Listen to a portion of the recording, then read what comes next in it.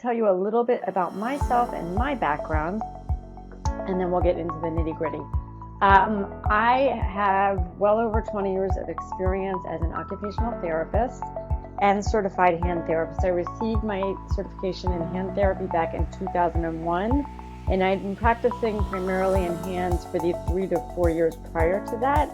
I got into hands about 2 years after leaving my graduate school program. Prior to that, I had worked in a general OT position in a big rehab hospital and even done a bit of driving evaluations.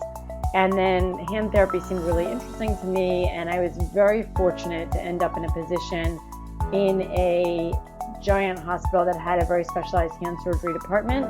And they had one hand therapist who had been with them for a while and were willing to train me and bring me on board. And that included everything from going to the operating room with them, to going to conferences with them, doing research with them, and meeting with all the vendors and everything else. It was really a spectacular job. That was back in Boston. And then in the year 2000, my family and I moved out to California. And here I've also specialized in the arena of hand therapy as well as ergonomics. And I have worked in a variety of both hospital settings, always outpatient though, and then in private outpatient practices.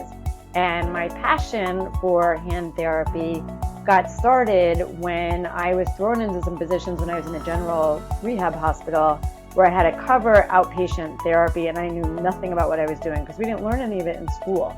And so I know that in school they probably spend a day or two tops during your phys-diz rotations to talk about hand therapy.